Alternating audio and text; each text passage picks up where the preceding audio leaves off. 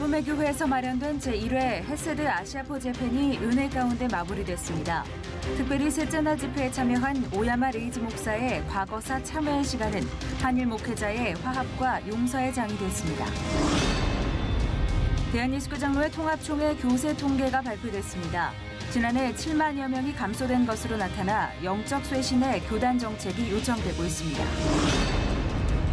한미준 세미나가 오는 26일부터 28일까지 열립니다. 한국교회 미래를 위한 준비 모임으로 세미나와 다양한 프로그램이 마련됩니다. 여러분 안녕하십니까? C채널 매거진 굿데이 첫 소식입니다. 지난 13일부터 3박 4일간 포항 기쁨의 교회에서 진행됐던 제1회 헤세드 아시아포 재팬에서는 일본 그리스도인들의 예수 사랑과 복음 전파의 열정을 엿볼 수 있었습니다. 특별히 셋째 날 집회 강연에 나섰던 오야마 레이지 목사의 과거사 사죄와 참회의 시간이 진행되면서 한일 목회자 화합과 용서의 장이 펼쳐졌습니다. 조홍현 기자가 보도합니다. 아무리 우리가 열심히 예배를 드려도 이웃나라에 대한 사죄가 먼저 되지 않으면 주님께서는 그 예배를 받으시지 않으실 것입니다. 이란 친선 선교협력회장 오야마 레이지 목사는 이번 헤세드 아시아포 재팬에서 한일 화해를 위한 사죄의 메시지를 전했습니다. 最後にお願いしたいことは、どうか私も日本人を許していただきたいということです。私は日本の植民当時36年の時に韓国にいたわけでもありませんし、韓国の人々を苦しめてきたわけではありません。しかし私の先祖がしたことは私がしたことであって、私は心からお詫びをしたいと思います。これは聖書が教えているところなんですね。どうか私どもの罪を許していただきたいと思います。謝罪のないところに和解はありません。皆さんの心の中にある深い傷を主が癒してくださるように願ってやみません。 한국인들이 그만하라고 할 때까지 평생 사과를 이어가겠다고 밝힌 오야마 레이지 목사. 1963년부터 제암리교회의 재건축과 함께 57년간 계속해서 우리나라의 일제 과거사에 대한 사죄를 이어온 오야마 레이지 목사는 이번 헤세드 포럼에서 한국 목회자들과 역사적인 상호 용서와 화합의 시간을 함께했습니다. 이번 대회에서는 일본 NHK 아침 드라마와 대하 드라마 등에서 활약해온 유명 모노드라마 배우 미사와 신고의 공연이 이어져 성도들의 마음을 울렸습니다. 일본 문화체험을 통해 선한 사마리아인의 모습을 볼 수 있었던 시간. 일제강점기와 6.25 전쟁을 거치면서 목포에서 공생원이라는 이름의 고아원을 끝까지 지키고 한국인 고아 3,000명을 돌본 일본인 크리스천 윤학자 여사의 이야기. 그리고 2차 세계대전 당시 비자 발급을 통해 나치로부터 유대인 6천여 명을 구출했던 일본 외무관 스기하라 치우네의 이야기까지. 공연으로 펼쳐진 조건 없는 사랑과 생명의 이야기에 참석자들의 마음은 뜨거워졌습니다. 동경 온누리교회에 출석 중인 미사와 신고 집사는 전 세계 각지에서 스기하라 치우네의 유대인 구출 이야기를 공연하면서 자연스럽게 크리스천의 자세와 하나님의 사랑을 깨닫고 예수님을 영접하게 됐다고 고백합니다. 미사와 신고 집사는 매번 공연을 할 때마다 관객들에게 성령의 뜨거운 역사가 일어나길 바라는 마음으로 연기하고 있다면서 앞으로 한국에서도 윤학자 여사에 대한 공연이 많이 알려져 하나님의 아름다운 이야기가 공유될 수 있길 바란다고 밝혔습니다. そのことによってこの田内千鶴子は全く日本人だ韓国人だとかというそういうものが全くない人、そしてこの田内千鶴子のお母さんは結婚というものは国と国がするものじゃないでしょ。人と人がするもの、そこには韓国人も日本人もないっていうことを言って、朝鮮動乱の大変な時に後押しした人なんですね、お母さんが。それはもう信仰の強さとしか思えない。だから私もついつい自分の計画に走りがちなんですけど、あくまで神様に従っていきたいなと思ってます、今は。 악화된 한일 관계 속에서도 끊임없이 대화와 화해, 사랑의 돌파구를 찾고 있는 일본 그리스도인들. 예수님이 말씀하신 조건 없는 사랑이 우리나라와 일본 사이에 열매 맺히길 이들은 간절히 바라고 있습니다. C채널 뉴스 조홍현입니다. 대한예수교 장로회 통합총회가 발표한 2018년도 교세 통계 현황을 보면 2017년도에 비해 교세가 7만 명 감소한 것으로 나타났습니다. 2015년 이후로 통합교단의 교세는 지속적인 하락세를 보이고 있는데요. 그 실태와 원인을 알아봤습니다. 변현준 기자입니다. 예장통합통계위원회가 지난 7일 공개한 교세 통계 현황. 2018년 말 기준 교회 9,190개와 전체 교인 255만 4,227명이 속한 것으로 집계됐습니다. 지난 2017년에 비해 7만여 명의 교인이 감소한 수치. 2009년부터 2014년까지 6년 동안 교인 280만 명대를 유지했던 예장통합교단은 최근 4년 새 지속적인 교세 하락으로 진통을 겪어왔습니다. 통계를 들여다보면 교세 하락의 주요 원인은 교회 학교 학생 수의 감소와 새신자 유입의 감소 등으로 나타났습니다. 예장통합통계위원회는 교회를 냉소적으로 바라보는 사회 분위기와 입시 위주의 교육이 교회로 다가오는 발길을 끊고 있다고 분석했습니다. 한국교회가 젊은 청년들 그리고 청소년 그리고 어린이들 이런 경우든 저출산의 문제도 많이 있지만 그러나 부모들이 신앙생활을 지도하는 데 있어서 영적인 교육보다는 입시 위주의 교육에 많이 치우치고 있기 때문에 굉장히 교회학교가 감소가 되어지고 있는 거죠. 교회학교 학생들이. 장년들 같은 경우는 세상에서 교회를 보는 눈이 굉장히 냉소적이다 보니까 교회에 다니는 것에 대한 자긍심을 느끼지 못하고 이제 때론 부끄러움을 느끼면서 생활하다 보니까 전도하기도 그렇고 또 이제 자기 자신도 신앙에 나태하게 되어진다는 것. 이것이 참 한국교회 문제인 것 같습니다. 무임 목회자 문제도 이어지고 있습니다. 통계를 보면 지난 2017년 기준 목회자가 19,832명이었던 것에 비해 2018년도에는 674명이 늘어나 2만 명을 돌파했습니다. 교인은 줄고 목회자는 늘어난 상황. 교단 소속 목회자 100명 중 8명은 목회지가 없는 무임 목사 상태입니다. 비단 예장통합교단만의 문제가 아닌 교세 하락 현상. 기독교 대한감리에도 지난 2010년 158만 명의 교인이 소속돼 있었지만 8년 동안 25만 명의 교인이 줄어든 것으로 알려졌습니다. 출산율이 감소되고 종교의 영향력은 줄어만 가는 현 시대. 하나님 나라 확장의 부정적 요소들을 극복하는 진정한 영성이 요구되는 때입니다. C채널 뉴스 변현준입니다. 구세군 한국군국 자선냄비본부는 지난 10일 서울 초등교에서 쪽방촌 주민들에게 삼계탕을 나눴습니다.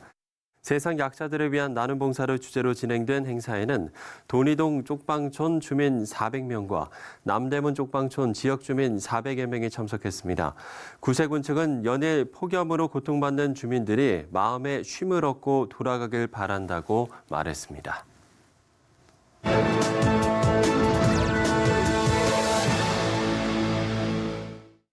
토착 종교와 미신으로 전도가 어려웠던 대만 기독교가 유례없는 성장세를 보이고 있습니다. 네, 대만 서상진 목사 연결해서 관련 내용 들어보도록 하겠습니다.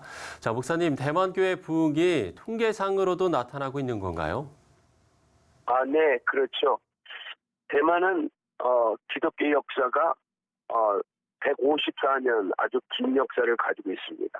기독교 역사 속에서 대만 교회 부흥은 2000년까지는 아주 저조했습니다.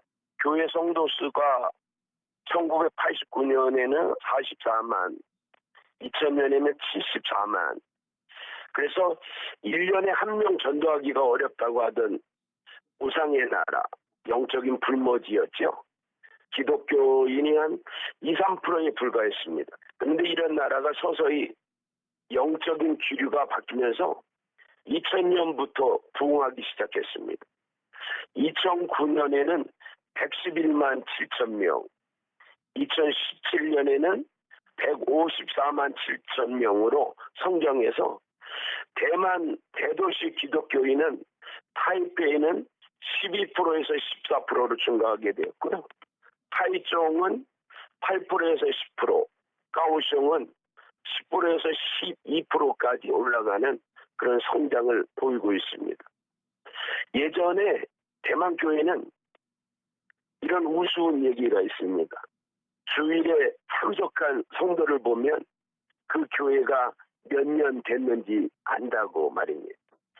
주일날 5명 출석하면 5년 된 교회였고 10명 출석하면 10년 된 교회였습니다. 그러나 지금 대만 전국에는 1000명이 넘는 교회가 80여 개가 있고요. 2000명, 3000명, 4000명, 7000명, 10,000명까지 되는 교회가 있게 되어지는 그런 교회 성장을 해왔습니다. 지금 대만 교회와 기독교인은 사회에서 영향력을 주는 리더로 발돋움하고 있습니다. 네, 그렇다면 이런 성장세를 보일 수 있었던 이유는 어디에 있을까요? 대만 교회의 부흥은 두 가지로 볼 수 있는데요. 첫째는 전 세계에 흩어져 있는 하교교회의 영향입니다. 대만 현지에서는 부모님들과 형제들이 계시기 때문에 기독교로 종교를 바꾸기가 쉽지 않습니다. 그러나 해외로 유학이나 직장 등으로 출국을 하면 기독교를 접할 수 있는 기회가 많고 기독교 친구들과 동료들과 함께 자연스럽게 어울리게 되므로 해외에서 예수를 영접하고 대만으로 돌아오게 되죠. 그래서 가족과 친지를 전도하게 되어지고 또 그들을 통해서 대만 현지 교회와 그 해외 하교 교회들이 자연스럽게 강단 교류가 이루어지고 대만 교회 해외 하교 교회들을 통해서 영적인 기류가 바꿔지고 영적인 활력을 얻게 되는 것이 하교 교회들의 대만에 주는 영향이고요. 두 번째는 한국 교회 영향입니다. 지금 대만에서 한국으로 여행을 가는 관광객이 1년에 100만 명입니다. 이들이 한국에 가서 보는 것은 밤하늘에 빨간 십자가가 많다. 교회가 세븐일레븐보다 많다. 그 100만 명 중에 5%는 한국 교회 세미나를 참석하는 그런 관광객들입니다. 그들이 한국에 역사하여 주신 주님, 대만에도 역사하여 주옵소서라고 선포하면서 성령 충만과 기도의 운동을 하게 되어지고 찬양과 경배, 큐티, 제자 훈련이 일어나므로 대만 교회가 부흥하기 시작했습니다. 네, 요즘 홍콩이 어려운 상황을 맞고 있어서 상대적으로 대만교회 부흥 소식이 더 고맙게 느껴지는 것 같습니다. 중화권 국가들 간의 연대도 필요해 보이는데 어떻습니까? 네. 바닷물이 닿는 곳에 하인이 있다. 연기가 나는 곳에 하인이 있다. 이런 말이 있습니다. 전 세계 흩어져 사는 하교는 8천만 명입니다. 번역별로 보면 동남아에 5천만, 미주 쪽에 1천만, 유럽 100만, 아프리카 300만, 중동 지역 80만, 그리고 태평양과 대서양에 한 100만 명의 하교들이 살고 있습니다. 중화권 기독교 연합기관인 세계 화인 복음 사공 연합 중심에서는 5년마다 전 세계 하교 교회가 모이는 그런 대회가 있습니다. 하인들을 위해서 복음 사명을 고취시키고 그 중심에 대만 교회가 서 있습니다. 그 일을 위해서 대만 교회는 전 세계 하교 교회들과 네트워크를 형성하고 있고요.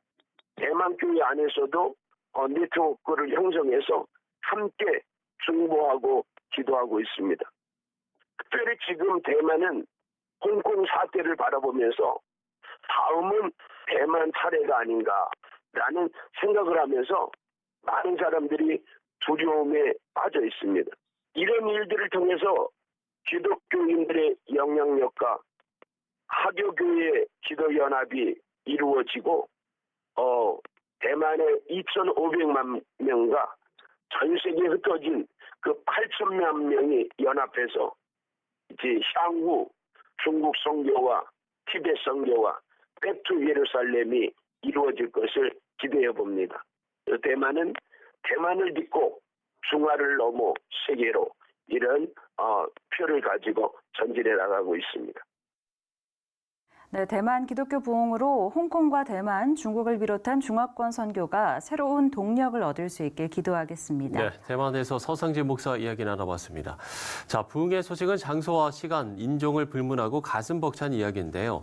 캐나다의 영적 지도자들은 거대한 부흥의 물결이 다시 한번 전 세계에 몰려올 거라고 말합니다.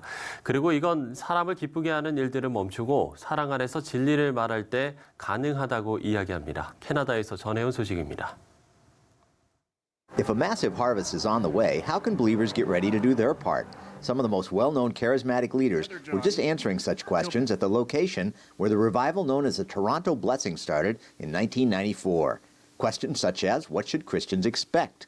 Some say this next revival will be like a huge wave that washes over the whole world. Heidi Baker has helped start thousands of churches and fellowships in Mozambique and around the world. She says she's had a vision of such a wave, and she says it's a glory wave. And I saw the wave, and it's full of faces. And I thought, Lord, what is that? Are those the ones coming home or the ones going out? And I saw they were the faces of these radical lovers of God, every tribe, tongue, and nation, who are going to go to the ends of the earth carrying the glory. John Arnott headed up the church where the Toronto Blessing began. He too has had a vision of a glory wave so big, he called it a tsunami in the book Preparing for the Glory. You know, and all these little boats on the top of it, and then this wave crested and came crashing to shore, and it was just a sudden, wonderful outpouring of God that was just sweeping. Some may feel that such a revival is impossible in this dark, immoral age. But theology professor Michael Brown says he's studied several times in American history where the most learned men thought Christianity was dying out in the land. Everybody counted the church out, counted God out, and then awakening came. So I truly believe, as much as my mind says it's impossible, I truly believe that the greatest awakening for America, and certainly outpouring for the world, is yet ahead. Brown has often encountered controversy for insisting on biblical truth, no matter how politically incorrect it may be, like on gay marriage. But he insists Christians can stand for such truth and still win over the worldly, who may despise that truth. So we need a fresh baptism of love for a sinful world, and a fresh baptism of the image of Jesus in us, so that we can really be like him to this world. If we really care, the right words will follow. That we also have to recognize that the darkness always hates the light. We have to quit trying to please people and be accepted. We must speak the truth in love. It's not either or, it's both and. Revivals are known for burning brightly, but then always burning out. Well, there are those saying that if the next one will put Jesus Christ right at the center, it never has to die. So that's a part of preparing for revival. I think we can up our prayer lives. We can reprioritize, how we spend our day, how we spend our money. He needs to be number one. He's our Lord, our Savior, our King, our bridegroom King. We want to lift him up and lift him up and lift him up. As he be lifted up, all men will be drawn to him. Jerry Hill is the widow of Steve Hill, the evangelist at the center of the 1995 Brownsville revival. And at one point, he was going to be put on Time magazine, and he said, you know what, I think you need to put God. Get a picture of God, because it's really all about him. I am only a vessel that he fixed. She points out he preached a revival couldn't supersaturate the whole world till every believer becomes an evangelist to those around them. And when Steve and I would go out, we would talk to people about Jesus in the supermarket, in an antique store, in a restaurant. You take it out. Well, you keep your heart right, keep short accounts with people that have offended you or hurt you or whatever, and you just get rooted and grounded in the love of God and get ready for more.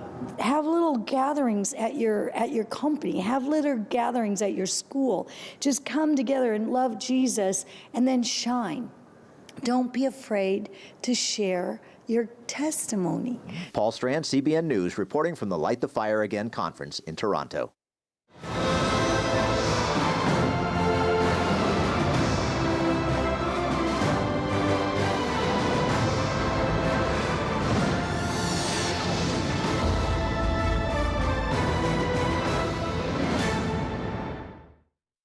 믿음의 순례길을 안내해 드립니다. 충신대학교 라은성 교수 나오셨습니다. 교수님 안녕하십니까? 안녕하십니까? 네.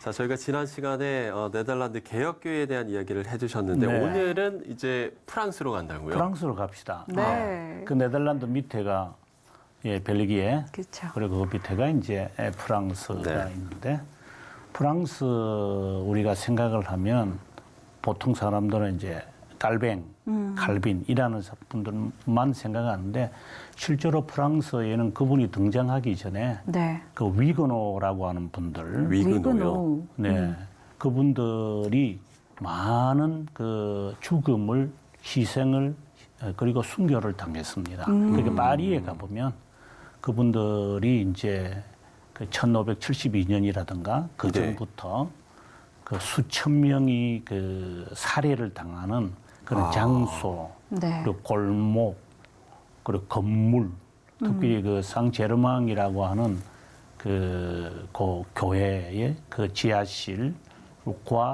비스콩띠라고 하는 그 도로와 이렇게 서로 연관이 되어가지고 프랑스와 1세 같은 경우가 이제 위그노들을 죽이려고 하면은 그 밑으로 들어가서 다른 지하로 나오는 이제 그렇게 될 정도로 위그노들이 많았고요. 네. 나중에 이제 위그노들이 이제 칼빈이 등장을 했을 때 칼빈주의자로 바뀌게 되었을 뿐이지 실제로는 위그노들이 종교개혁을 하기 전에 프랑스에서 활동했던 그 전 종교개혁자라는 것은 좀 이상하지만 어쨌든 그 전에 활동했던 많은 분들이 있습니다. 무명의 사람들이죠. 그러니까 그 이전부터 종교개혁에 어떻게 보면 시작을 했던 그렇죠. 그런 선구자들이라고도 할 수 있겠네요, 위그노들이. 그렇죠. 교회 중세 시대에 교회가 타락을 했을 때 그것을 그냥 묵인하는 자들만 있지는 않았잖아요. 그 중에 대표적인 사람들이 위그노인데 이분들이 주로 남쪽에 살아서요. 네. 남쪽에. 그래서 나중에 이제 칼빈의 이야기 나올 때 잠깐 나오겠지만 이제 남쪽에 살았던 사람들이고 그 다음에 그 외에도 이제 자연스럽게 칼빈이 등장을 하니까 이제 정체성이 같은 거예요. 그러다 보니까 이제 칼빈으로 넘어가서 우리들이 기억을 못할 뿐이지 실제로는 그 위그노들 나중에 위그노들이 이제 추방도 당하고 죽임을 막 당하니까 이제 미국 뉴욕 지금의 이제 뉴저지 이런 쪽으로 가거나 스코틀랜드나 영국이나 이런 쪽으로 가서 결국 기독교가 새로운 신대륙에서 이제 전파되어지고 설립되어지는 경우도 그분들의 활동이 있었죠. 네, 그렇군요. 그런가 하면 또 프랑스 하면 종교개혁 순교자들에도 발자취를 찾아볼 수 있다고요. 예, 위그노도 많이 죽었지만 위그노 그 전에 본래 이제 그 율리우스 카이사르가 이제 프랑스를 점령. 본래 프랑스라는 이름이 고울이잖아요. 그래서 고울이라는데 그래서 고울리즘이라는 말도 있는데 그래서 고울 지역으로 이번에 기원전 53년에 프랑스 전체를 점령하고 그 전초 기지를 어디에 세우냐면은 리옹에 세웁니다. 리옹이 굉장히 고도시고 그러다 보니까 이게 평지에 도시가 있는 게 아니고 이제 산에 이제 위치돼 있죠. 그래서 그 산 중턱에 가보면 지금은 주택가들입니다만은 그 로마 제국 시기에 순교 당하신 분들을 기념하는 경기장이 아직도 있어요. 그게 보면 이제 편말에 보면은 177년경에 블란디나를 비롯해서 여러 순교자들이 거기서 죽었는데 바로 이 장소군요. 여기 장소 나오네요. 이 장소에 수많은 사람들이 죽었음을 뭐 황소에 바쳐 죽거나 뭐 불에 타서 죽거나 그다음에 사자의 밥이 되거나 이러한 것이 있어요. 그래서 저는 리옹을 갈 때마다 꼭 제가 저 장소를 꼭 방문합니다. 그렇군요. 자, 본격적으로 칼빈에 대한 이야기를 해보겠습니다.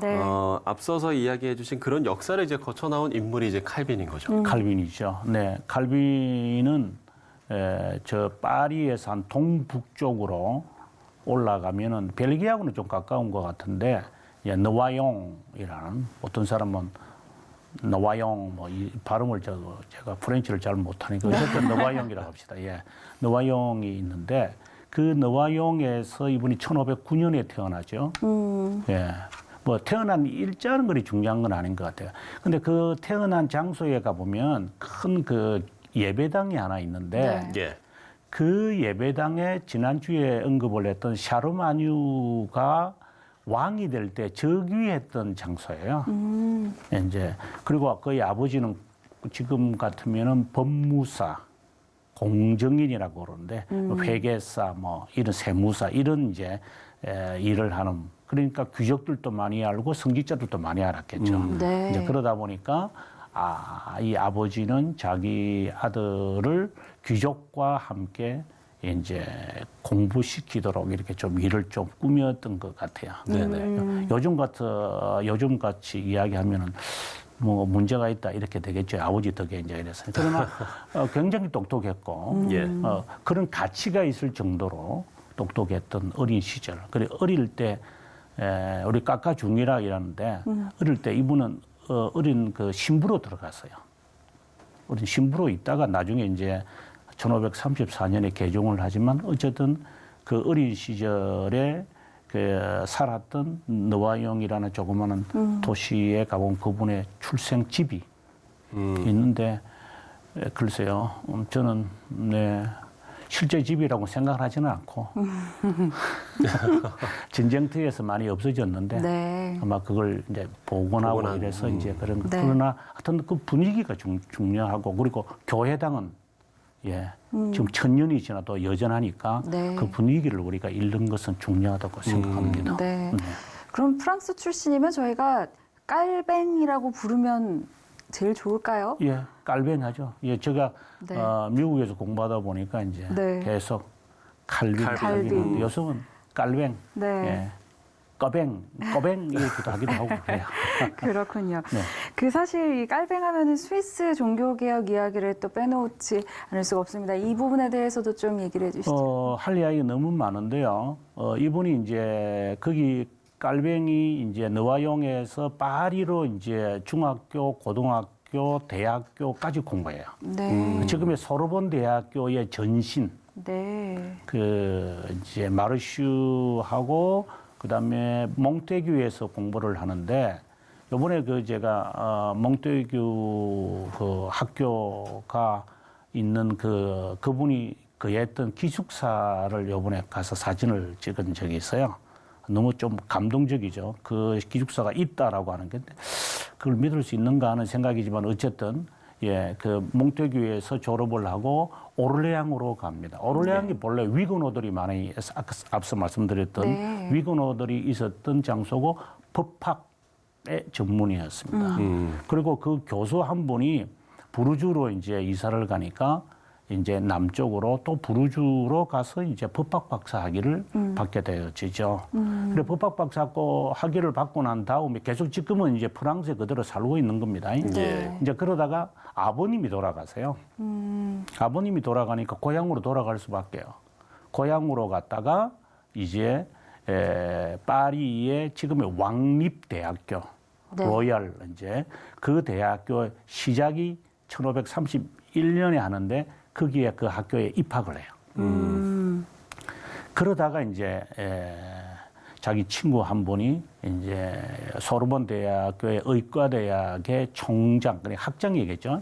학장에 취임하는데 이분이 연설문을 쓰는데 그 연설문 내용이 당시의 교수들, 파리 대학교 교수들의 이 거부감을 주어서 이단으로 정죄를 받아가지고 도망을 다녀요. 그 도망갔던 장소들이 위그노들이 살았던 그 동네로 도망을 가시는 거예요. 이제 그러다가 이제 다시 집으로 다시 이제 아버님도 안 계시고 그리고 형제들을 걱정이 되니까 이제 와서 동생들을 데리고 그가 자유의 도시였다고 흔히 지금 같으면 이제 프랑스 지역인데 그때는 독일 이제 자유 도시라 그러죠. 이제 신성 로마 제국 황제가 속한 도시다. 이렇게 스트라스부르. 지금은 스트라스부르죠. 네. 당시에는 네. 스트라스부르, 독일 번호면 스트라스부르크라고 합니다. 네, 그 도시로 이제 가려고 했는데 네. 프랑스와 1세, 프랑스 왕 1세하고 이제 당시 싱성로마 제국 황제 카를로스 5세하고 전쟁하는 바람에 남쪽으로 내려갔죠. 남쪽으로 한참 이제 리옹까지 내려갔다가 이제 제네바에 하룻밤 자는데 그게 이제 붙잡혀 가지고 복회를 하는 이제 그런 일정이 되죠. 칼빈 선생님. 예. 이렇게 칼빈에 대한 이야기들 저희가 계속 해보고 있는데요. 네. 사실 이 칼뱅의 종교개혁 이후에 세계 역사에도 상당히 많은 변화가 있었잖아요. 이 그가 부분도 저희가 좀 짚어봐야 목회했던 될 것 곳이 같아요. 제네바인데 네. 제네바 가보시면은 WCC라든가 그렇죠. 그리고 적십자 본부가. 그 본부가 네. 있고 그러한 것들은 도대체 어디에서 시작될까라는 것은 칼뱅 선생이 갖고 있는 포괄적 생각 같아요. 우리가 윤리 시간에 이제 뭘 배우냐면은 칼뱅의 사상 이렇게 하면은 이제 뭐 중상계층 그리고 뭐 직업에 상관없이 자기가 노력을 해야 한다. 뭐 이런 이제 이야기들이 많이 있잖아요. 예정론 이렇게 이야기하면서 그것처럼 많은 사람들에게 특별히 그 중산 계층 사람들에게 이 하나님이 예정되어 있다라고 하는 이런 예정 사상이 그들로 하여금 그 성실하게 일을 하도록 만들었던 것 같아요. 네. 이제 그러다 보니까 많은 사람들의 이 사고가 넓어지니까 그러니까 경제도 그렇고 정치적인 삶도 그렇고 그리고 더 나아가 가지고 이분의 그 사상 자체가 마틴 루터는 어떻게 보면 귀족들과 이렇게 관련이 있어요. 네. 네. 예, 귀족들과. 그래서 농민 전쟁이 일어났을 때 마틴 루터 같은 경우는 죽여라. 막 이렇게 이야기를 할 정도지만 칼뱅은 그렇지 않거든요. 그러니까 중하류 중상계층들을 포옹하면서 네. 그들과 함께 삶 속에서 최선을 다해 살자. 자, 이런 것이 문화나 그리고 특별히 또 예술도 마찬가지예요. 예술 그리고 뭐 경제, 정치 모든 부분에 아마 영향을 끼쳐서 그래서 그 제네바에 그런 많은 단체들이 세계적인 대표하는 단체들이 거기에 있을 수밖에 없는 것 같아요. 그 사상 자체가 그런 것 같아요. 네. 어떻게 보면 근대 사회에 좀 기틀을 잡았다고 이야기할 수도 그럼요. 있겠네요. 그렇습니다. 나중에 이제 이야기들이 나오겠지만 이제 그의 사상을 이어받는 사람들이 영국에 가면은 청교도들이잖아요.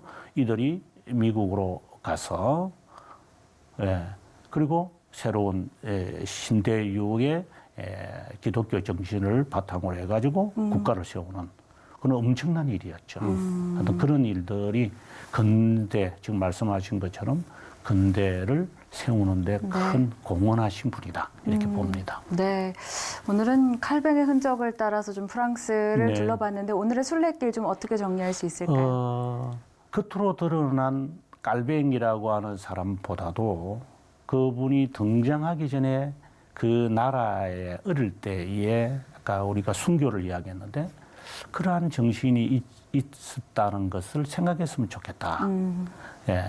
그분이 이제 나중에 나이가 30살 가량 되어 가지고 20대 예. 후반에 이제 예수님 자체 말해 개종을 이제 하게 되어지는데 그분이 태어나던 너와용 그 근처에 모라고 하는 지역이 있어요. 거기서 얼마 멀지 않는데 모라는 지역이 프랑스의 비텐베르크예요. 그러니까 최초의 기독교인 프랑스 기독교인들이 순교한 장소도 거기에서 한 북쪽으로 한 30km만 올라가면 모라고 하는 지역이 있는데 네.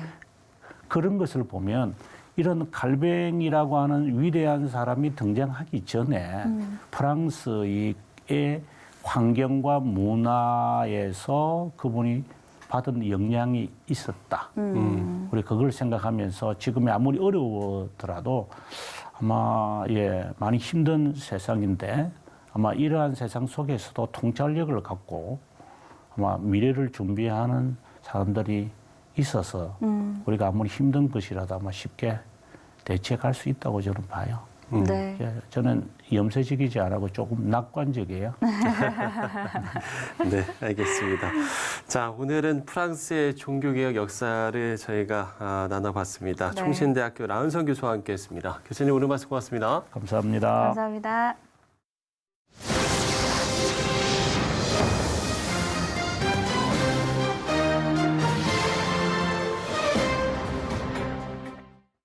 세상의 가치가 교회를 흔들수록 교회는 더욱 그 본질을 지켜야 합니다. 네, 그러기 위해서 한국교회 미래를 준비하는 그룹이 있는데요.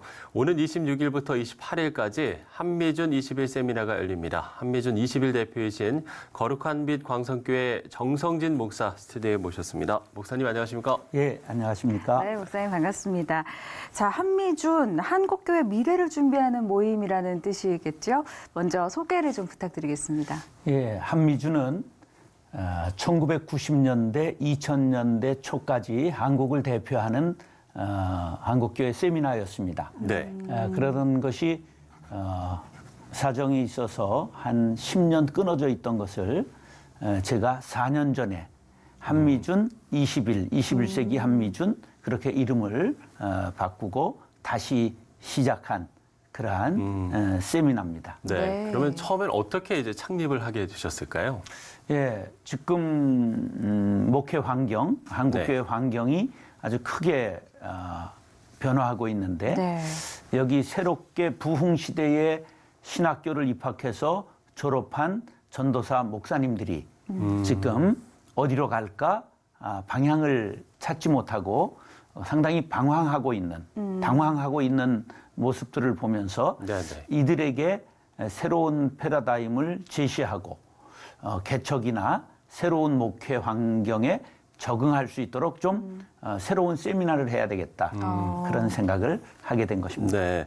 그렇게 해서 이제 오는 26일부터 28일까지 네. 한미준 22일 세미나가 열린다고 하는데 이 세미나 내용을 좀 구체적으로 설명을 해 주신다면요. 예, 이 세미나는 이제 강사가 자그마치 14명이 네. 되는 아주 큰 세미나입니다. 그런데 그 세미나에 유명 강사들이 많이 참석하시죠. 그런데 이제 설교를 위해서 4분, 그리고 전도와 선교를 위해서 3분, 그리고 다음 세대를 위해서 2분, 그리고 큐티와 기도, 부흥, 그리고 미래에 대해서 3분, 이렇게 해서 14분이나 되는 아주 많은 강사들이 동원되고 350명이나 참석하는 큰 세미나입니다. 그렇군요. 이 참석 인원의 규모는 어떻게 좀 예상하시는지도 궁금한데요.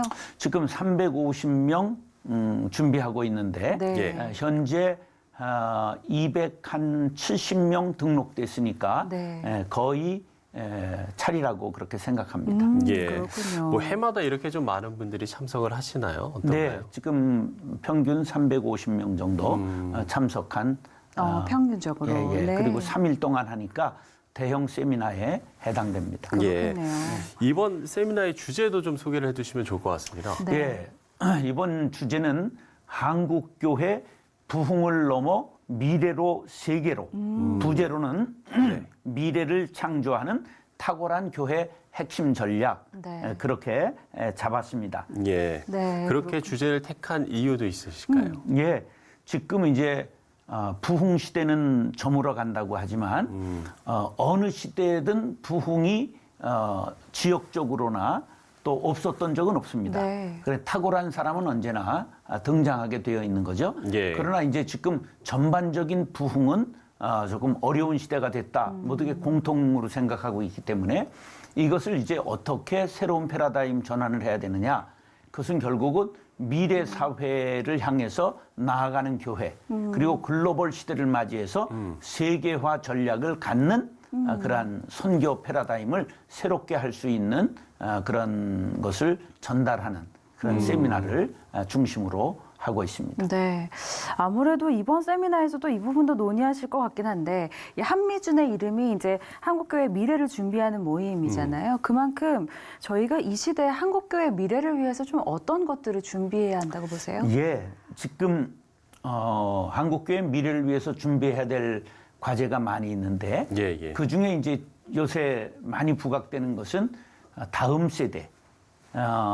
지금 한국의 출산율 때문에 우리의 고민이 깊어가고 있는데 노령 사회가 되는 문제죠. 그런데 교회도 같은 문제를 지금 앓고 있죠. 우리 교회 예만 들어도 제가 23년 목회하면서 24개를 분립 개척했는데 그래도 교회는 줄어들지 않았어요.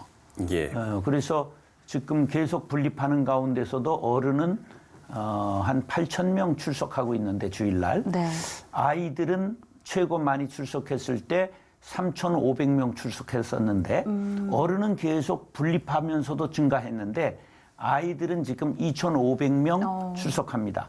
그러니까 이미 아이들은 점점 줄어들고 있는 있죠. 그런 상황이니까 이 대형 교회가 그러니까 이 소형 교회들은 지금 절반이 교육부가 없다. 이제 이런 거거든요. 그러니까 이제 그런 다음 세대의 문제들 같은 것들이 좀 심각한 문제고 그다음에 이제 사회는 급변하고 있는데 4차 산업 뭐 이런 얘기가 나오잖아요. 그럼 이런 환경에서 목회를 어떻게 전환해야 되는가?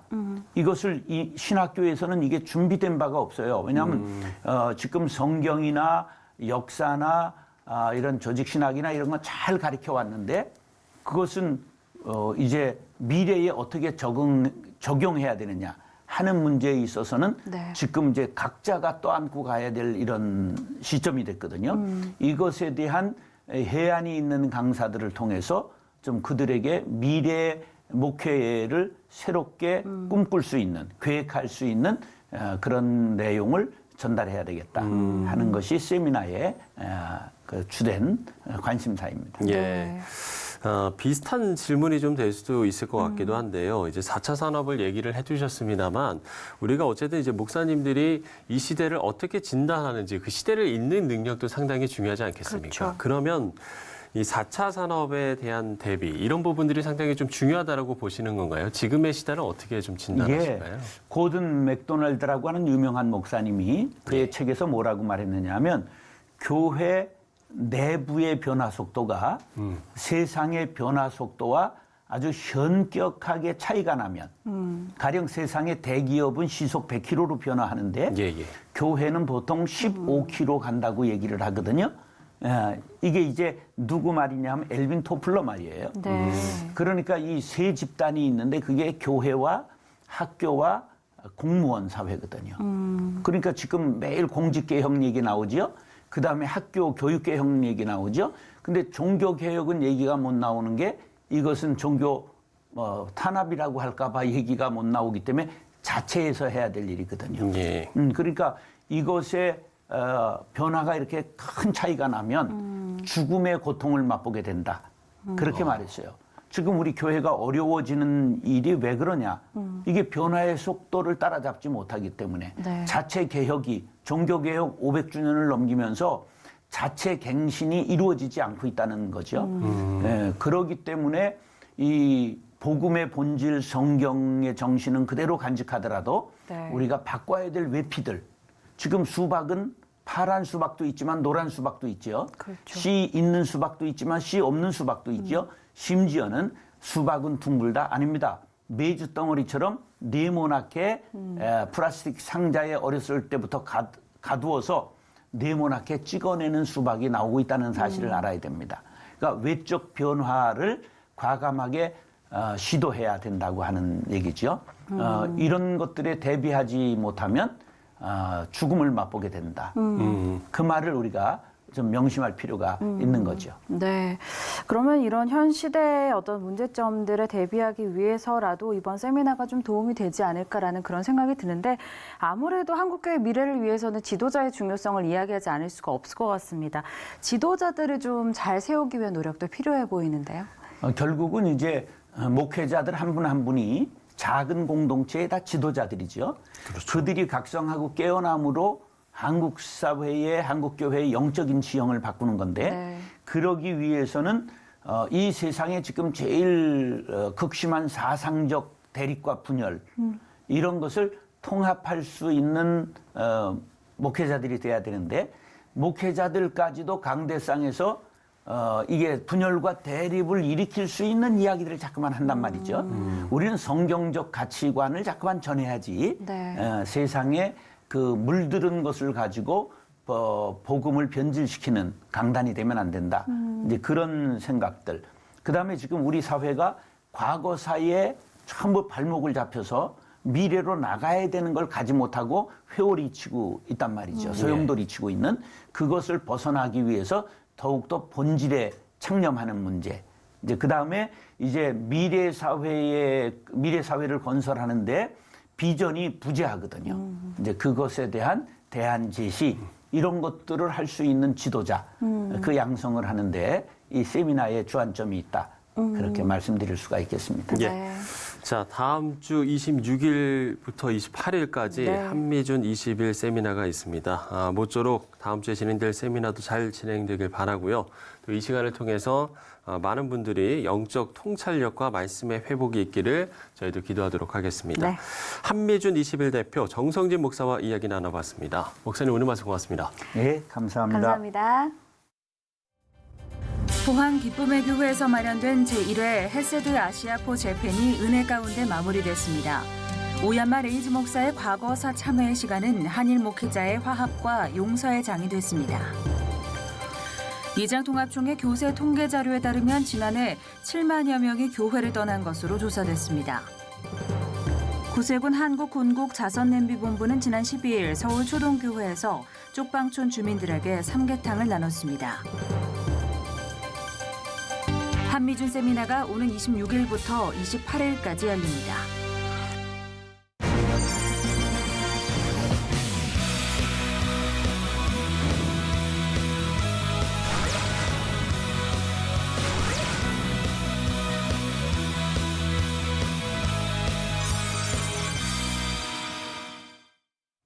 네, 아침 저녁으로 바람의 온도가 달라지면서 계절의 변화를 실감합니다. 네, 때에 따라 달라지는 성실한 자연처럼 한반도를 둘러싼 문제에도 변화가 찾아오길 기도하게 되는데요. 오는 21일 베이징에서 열릴 한일 외교장관의 회동에서 이전과는 다른 공감과 소통이 자리하길 기대합니다. 네, C채널 매거진 굿데이 오늘 순서는 여기까지입니다. 시청해주신 여러분 고맙습니다.